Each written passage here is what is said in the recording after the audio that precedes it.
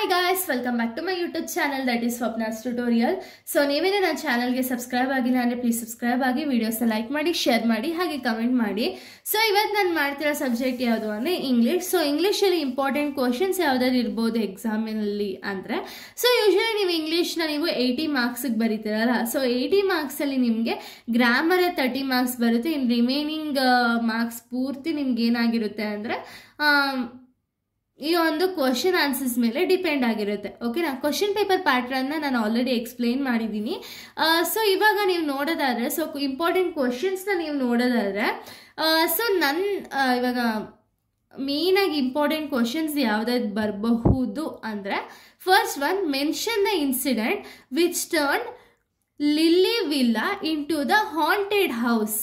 So ಇದು ನಾನು already the ghost lesson upload ಮಾಡಿದ್ದೀನಲ್ಲ.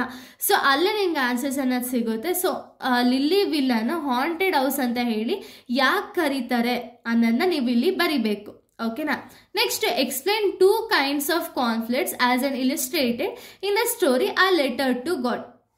ಏನು ಒಂದು ಲೆಟರ್ ಟು ಗಾಡ್ ಅಲ್ಲಿ ಏನೇನೆಲ್ಲ ಕಾನ್ಫ್ಲಿಕ್ಟ್ಸ್ನ ಮೆನ್ಷನ್ ಮಾಡಿದ್ದಾರೆ ಅಂದರೆ 2 kinds ಆಫ್ ಕಾನ್ಫ್ಲಿಕ್ಟ್ಸ್ನ ಇಲಿಸ್ಟ್ರೇಟ್ ಮಾಡಿದ್ದಾರೆ ಅದನ್ನು ನೀವು ಇಲ್ಲಿ ಬರಿಬೇಕು. ಓಕೆನಾ. ನಿಮ್ಗೆ ಅಕಸ್ಮಾತ್ ನನ್ನ ಅನಿಸಿಕೆ ಏನು ಗೊತ್ತಾ, ನಿಮಗೆ ಒಂದು ಹೇಳೋದಾದ್ರೆ ನೀವು ಯಾವುದೇ ಒಂದು ಕ್ವಶನ್ ಆನ್ಸರ್ಸ್ ನೀವು ಬರಿಬೇಕಾದ್ರೆ ಕ್ವಶನ್ ಅಂದರೆ ಒಂದು ಲೆಸನ್ ಆಗಿರ್ಬೋದು ಅಥವಾ ಪೊಯಮ್ ಆಗಿರ್ಬೋದು ಅದರ ರಿಲೇಟೆಡ್ ಬರಿತಾ ಹೋಗಿ. ಅಕಸ್ಮಾತ್ ನಿಮಗೆ ಗೊತ್ತಿಲ್ಲ ಅಂದ್ರೂ ಸಹ ಅದರ ರಿಲೇಟೆಡ್ ನೀವು ಬರೆದ್ರಿ ಅಂದರೆ ನಿಮಗೆ ಮಾರ್ಕ್ಸ್ ಅನ್ನೋದು ಸಿಗುತ್ತೆ. ಓಕೆನಾ. ಆ್ಯಸ್ ನಾನು ಬರ್ದಿರೋ ರೀಸನಿಂದ ಸೊ ಅದಕ್ಕೆ ನಿಮ್ಗೆ ಹೇಳ್ತಿರೋದು ಸ್ವಲ್ಪ ಲೆಸನ್ ರಿಲೇಟೆಡ್ ಜಾಸ್ತಿ ಬರೆದ್ರೆ ಸಾಕು ನಿಮಗೆ ಮಾರ್ಕ್ಸ್ ಅನ್ನೋದು ಸಿಗುತ್ತೆ.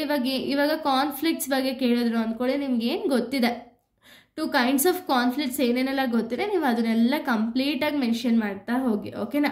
Next, write a note on the significance of the title my financial career. So my financial ಕೆರಿಯರ್ನ ನೋಟ್ ಥರ ಬರಿಬೇಕು ಅಂದರೆ ಕಂಪ್ಲೀಟ್ ಸ್ಟೋರಿನ ಬರಿಬೇಕು. ಓಕೆನಾ. Next, describe the different childrens mentioned in the poem and elementary school in the slum. So elementary school in the slum ಅಲ್ಲಿ different kinds of ಚಿಲ್ಡ್ರನ್ಸ್ನ explain ಮಾಡಿದ್ದೀನಿ.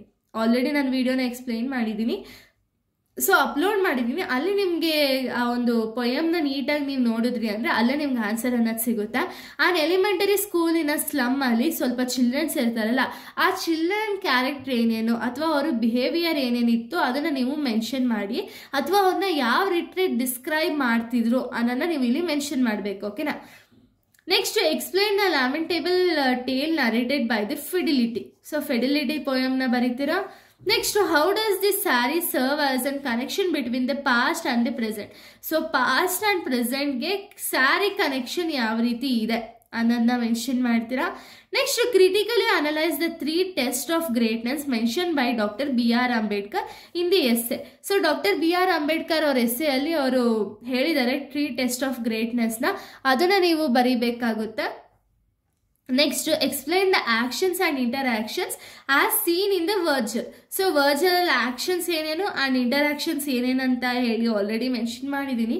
ಸೊ ಅದನ್ನು ನೋಡಿದ್ರೆ ನಿಮ್ಗೆ ಗೊತ್ತಾಗುತ್ತೆ ಏನೇನೆಲ್ಲ ಆಕ್ಷನ್ಸ್ ಆ್ಯಂಡ್ ಇಂಟರಾಕ್ಷನ್ಸ್ ವರ್ಜಲಲ್ಲಿ ಇದೆ ಅಂತ ಹೇಳಿ. Next, discuss the humour in the story my financial career, how does it elaborate the plot future further.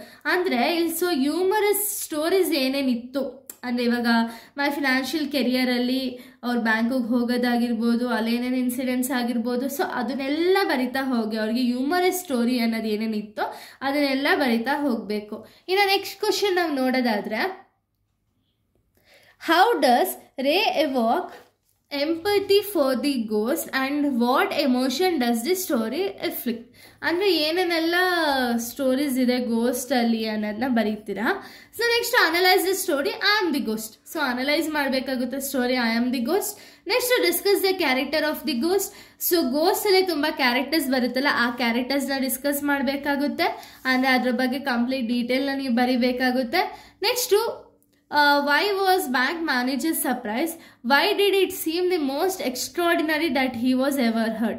ಅಂದರೆ ಇಲ್ಲಿ ನೀವು ಆ ಲೆಸನಲ್ಲಿ ನೀವು ನೋಡೋದಾದರೆ ಪೊಯೆಟ್ ಏನು ಮಾಡ್ತಾರೆ ಅಂದರೆ ಬ್ಯಾಂಕ್ ಒಳಗಡೆ ಹೋಗಿ ಅವ್ರಿಗೆ ಅಕೌಂಟ್ನ ಓಪನ್ ಮಾಡೋಕ್ಕೆ ಆಗದೆ ಇರೋ ರೀಸನಿಂದ ಬ್ಯಾಂಕ್ ಮ್ಯಾನೇಜರ್ನೆಲ್ಲ ಮೀಟ್ ಮಾಡೋದು. ಸೊ ಅಲ್ಲಿ ಏನೇನೆಲ್ಲ ಸೀಕ್ವೆನ್ಸ್ ಇದೆ ಅದನ್ನು ಇಲ್ಲಿ ಬರೀಬೇಕಾಗುತ್ತೆ. ಸೊ ಇದನ್ನು ಆಲ್ರೆಡಿ ನಾನು ಮೆನ್ಷನ್ ಮಾಡಿದ್ದೀನಿ, ರಿಪೀಟ್ ಆಗಿದೆ ಕ್ವಶನ್ನು.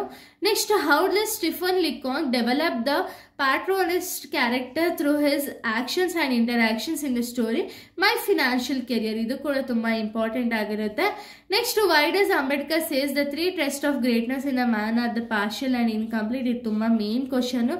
ಸೊ ತುಂಬ ರಿಪೀಟ್ ಆಗಿರೋ ಕ್ವಶನ್ಸ್ನು ಕೂಡ ನಾನು ಬರ್ದಿದ್ದೀನಿ, ಯಾಕೆಂದರೆ ನಿಮ್ಗೆ ಇಂಪಾರ್ಟೆಂಟ್ ಅಂತ ಅದು.